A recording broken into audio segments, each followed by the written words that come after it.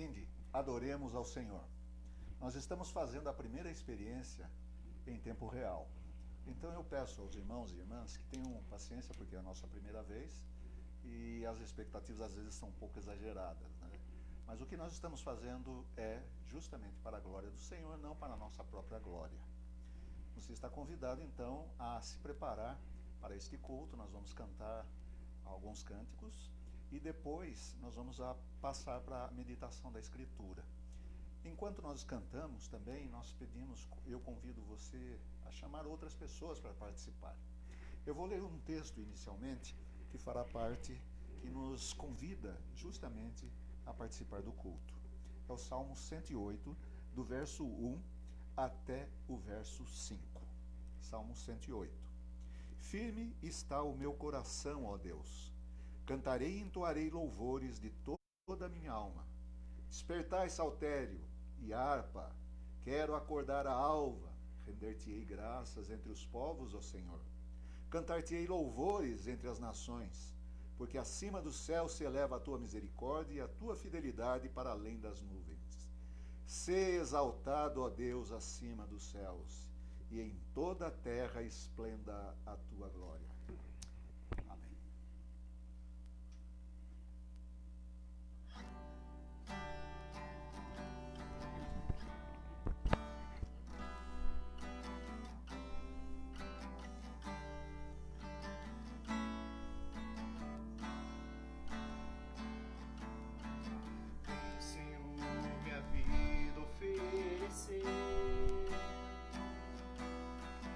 Como oferta de amor e sacrifício, quero minha vida a te entregar, como oferta viva em teu altar. Venho, Senhor, minha vida oferecer como oferta de amor e sacrifício. Quero minha vida a te entregar, como oferta viva em teu altar. Pois pra te adorar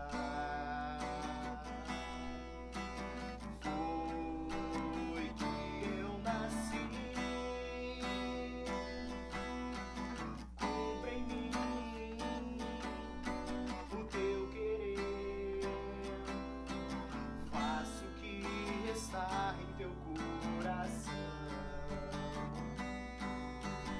e que a cada dia eu queira mais e mais estar ao teu lado, Senhor. Pois pra te adorar foi que eu nasci.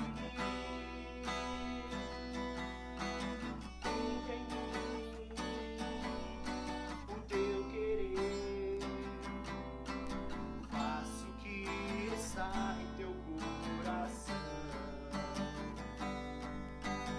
e que a cada dia eu queira mais e mais estar ao teu lado, Senhor. Estar ao teu lado, Senhor.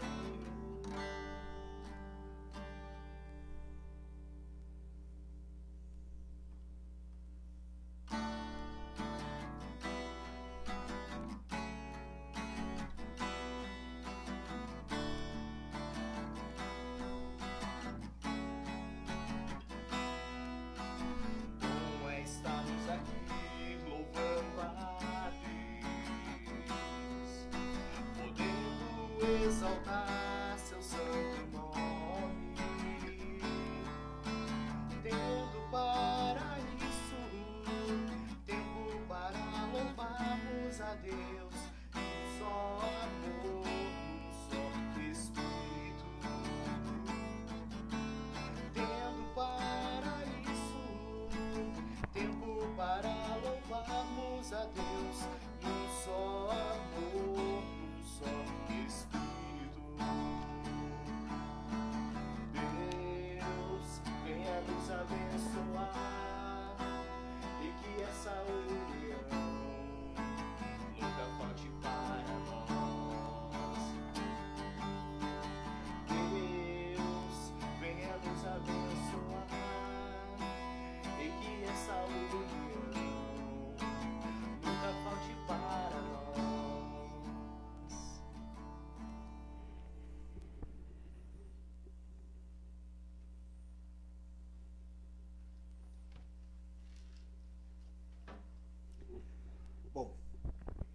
estamos estudando, durante esse tempo a carta de Paulo aos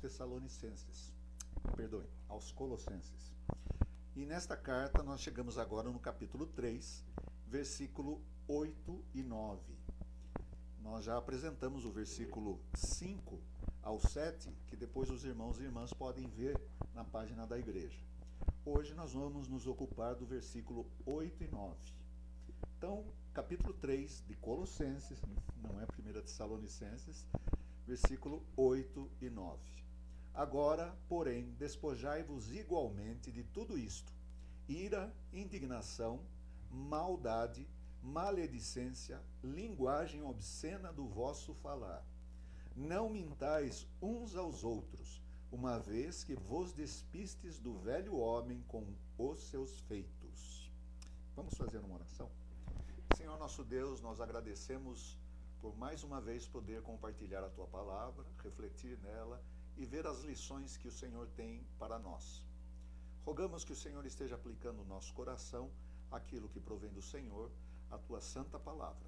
Oramos agradecidos no nome de nosso Senhor e Salvador, Jesus Cristo. Amém.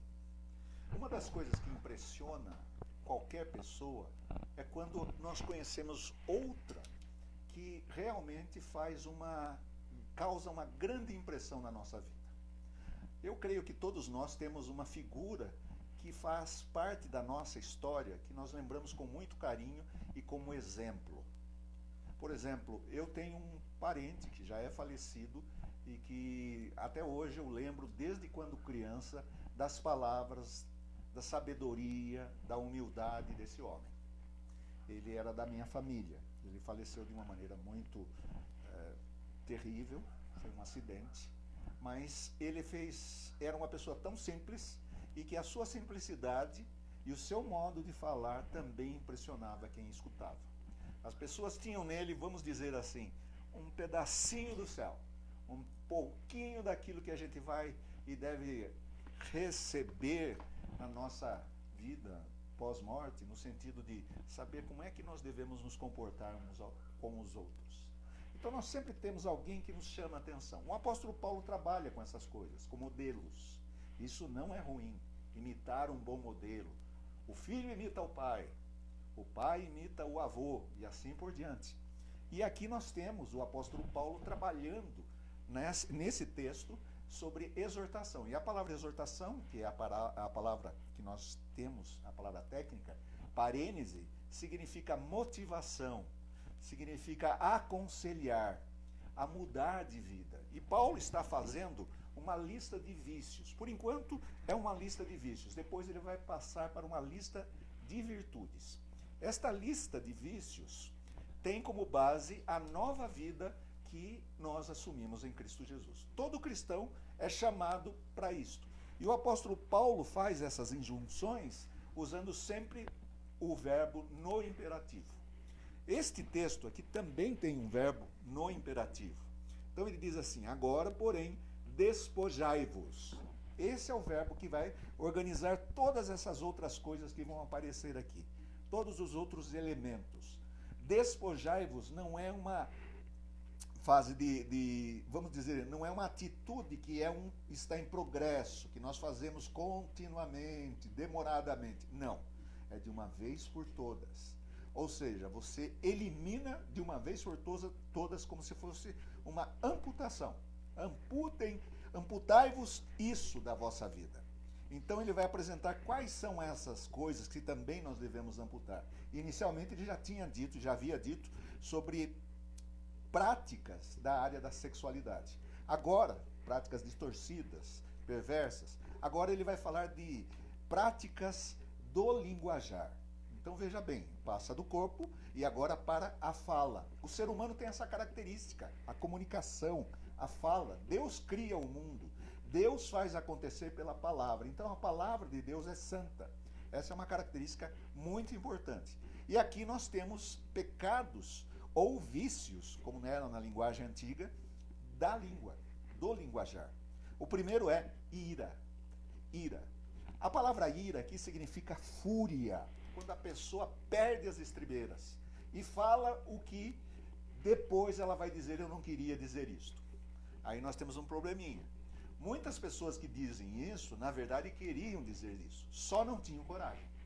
Então, muitos momentos de fúria na verdade, um desabafar aquilo que estava contido na vida da pessoa. Mas não somente isto. A ira pode ser uma ira que nós podemos dar para outra pessoa porque nós estamos zangados com essa pessoa e nós explodimos. Temos uma explosão emocional. Essa ira provoca dissensões. Ela causa dissensões, ela causa traumas nas pessoas e faz com que as pessoas fiquem feridas. Deus não quer isso. No entanto, nos textos anteriores, o apóstolo Paulo diz que Deus também tem a sua ira, mas há uma distância, uma diferença. A ira de Deus é na justa medida. É uma ira que é impecável. A nossa não. A nossa nós fazemos estragos. Quantas pessoas, depois de ter feito e falado, num momento de ira, ficam semanas pensando naquilo que disseram? Nós precisamos resolver isso. E se nós temos um comportamento iracundo, nós devemos recortar, retirar isso da nossa vida de uma vez por todas. Eu conheci muitas pessoas que diziam assim, não, eu sou franco mesmo, eu falo o que devo falar, o que acho que devo falar. Toma cuidado com isso, porque às vezes não é franqueza, é grosseria.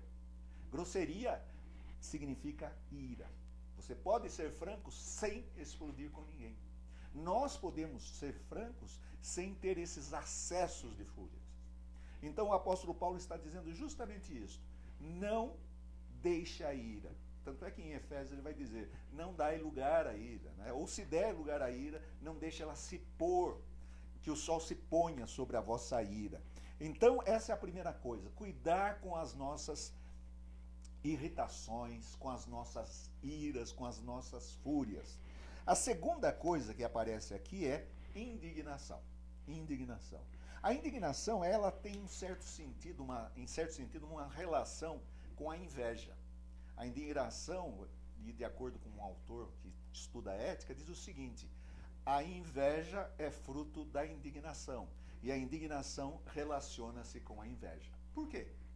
Porque a pessoa fica indignada porque ela se vê, vamos dizer, desvalorizada. O seu valor, aquilo que ela acha que merecia, não recebeu. A indignação neste sentido é ruim. Ficar indignado por qualquer coisa, ficar muito sensível às palavras. Notem que o relacionamento envolve palavras constantemente. E quando nós ficamos indignados por qualquer coisa, nós estamos sendo imaturos.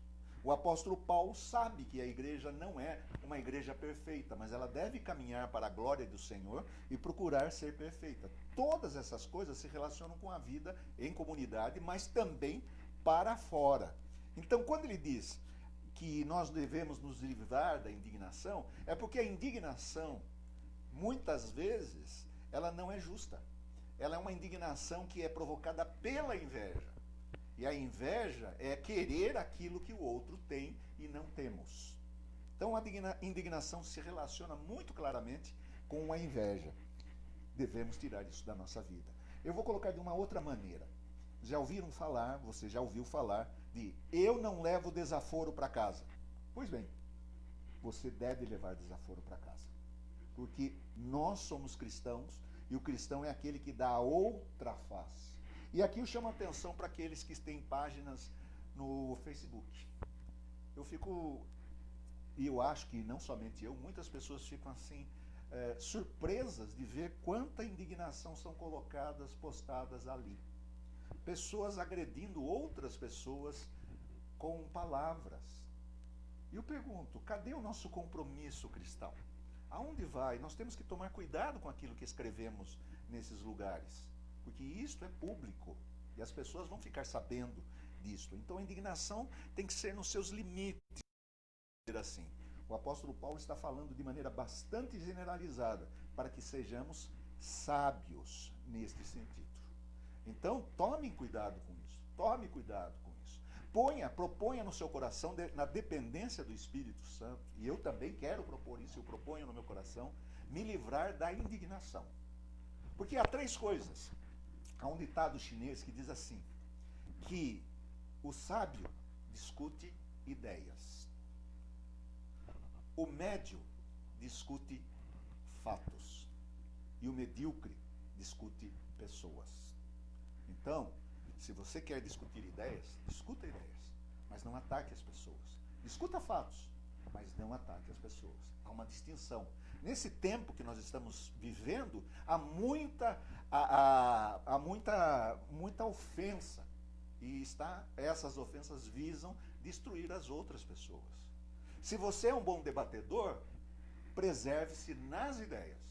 Nas ideias dá pra gente conversar. Mas quando entramos no campo de dizer sobre as outras pessoas, por indignação, nós estamos pecando.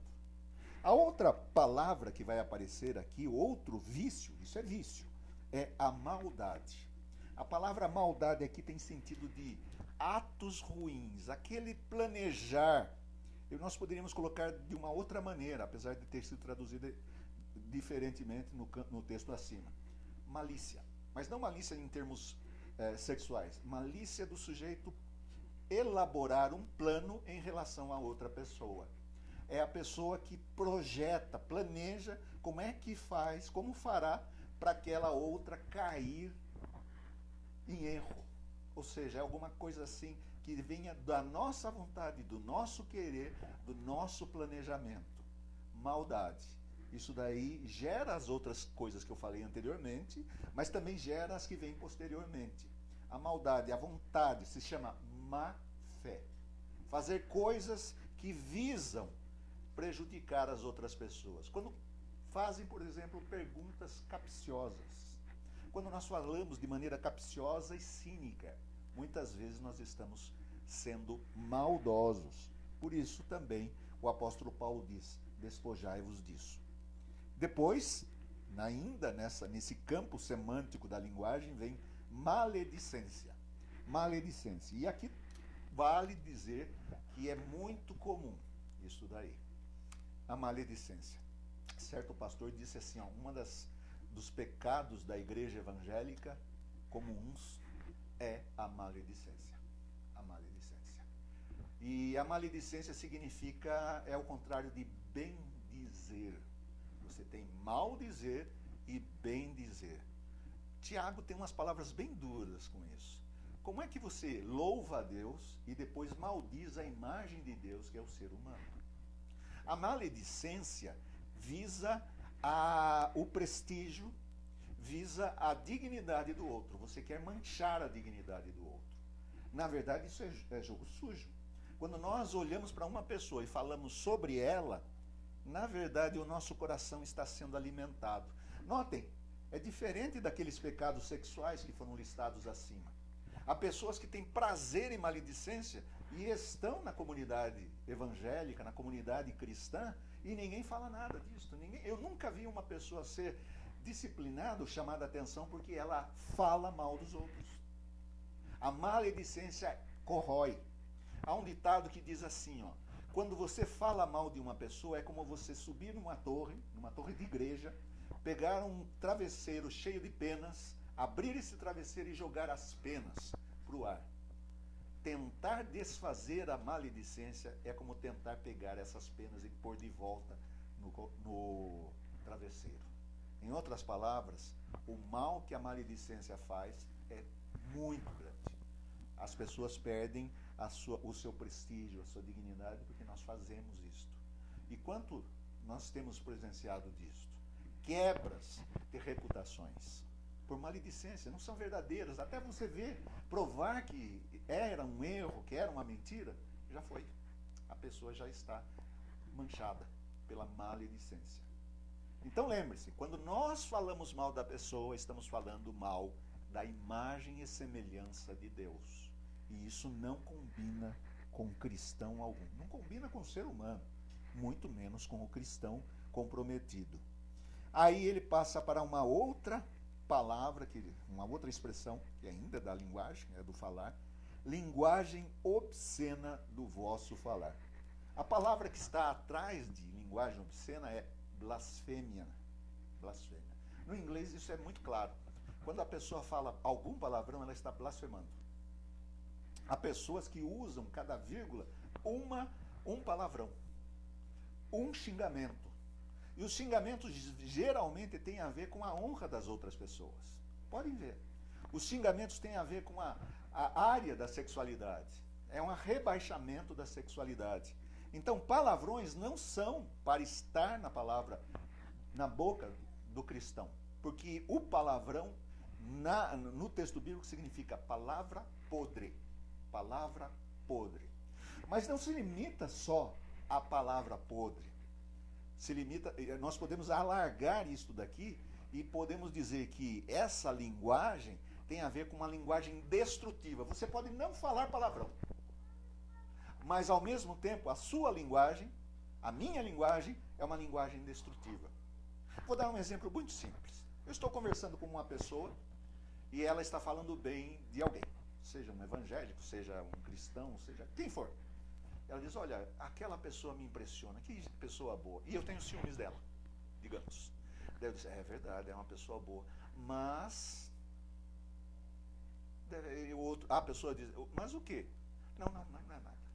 Pronto, você já criou na cabeça da pessoa uma ideia, uma predisposição para ficar antipatizada com aquela outra pessoa.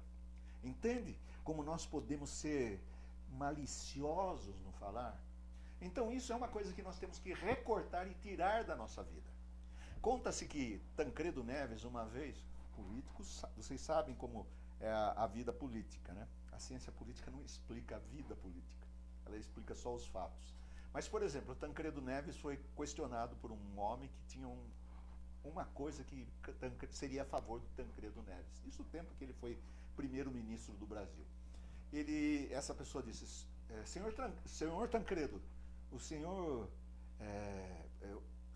pode, o senhor quer ouvir um segredo? Daí o Tancredo respondeu, você sabe guardar segredo? Desculpe o trava-língua. Você sabe guardar segredo? Ele disse, sei, eu também. Então não conte nada para mim. Então notem, eu achei de uma maneira, uma sabedoria muito grande isso. Quantas vezes nós estamos especulando sobre a vida dos outros? Quantas vezes o assunto é o outro? Nunca somos nós. Ou, quando o sujeito é muito gabola, ele fala demais de si. Mas se não temos assunto, nós vamos falar dos outros. Feliz aquele que controla a sua língua, de acordo com Tiago, porque ele domina o seu corpo inteiro. Tendo dito isto, nós podemos dizer o seguinte, encerrando já essa nossa meditação. Por que deixar mudar o nosso linguajar? Porque vos despistes do velho homem com os seus feitos. Ou seja, se somos novas criaturas, precisamos nos comportar convenientemente. Não ficar usando essa linguagem para destruir, porque talvez não tenhamos músculos e nem condições suficientes para destruir uma pessoa com os nossos próprios braços, com as nossas próprias forças.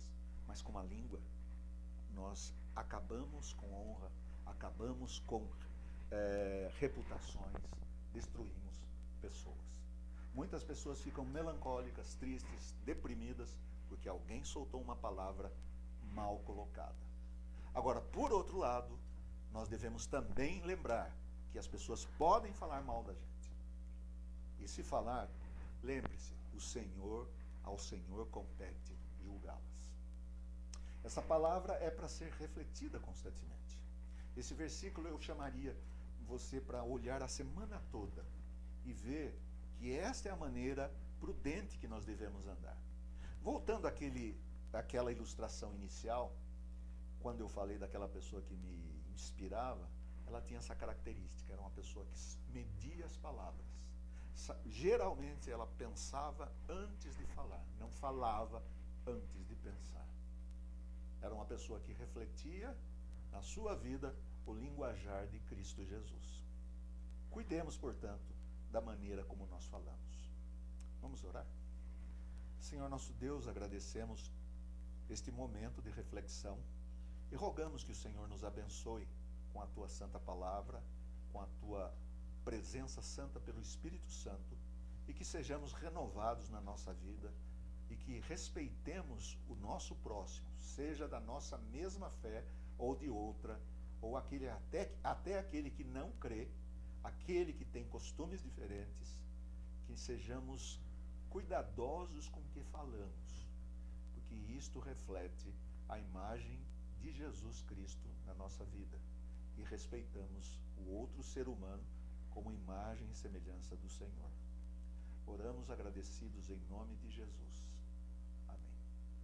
Que a graça e a paz de nosso Senhor Jesus Cristo, o amor de Deus o Pai e a comunhão do Espírito Santo esteja sobre sua vida, a vida dos seus familiares. Amém. Deus abençoe.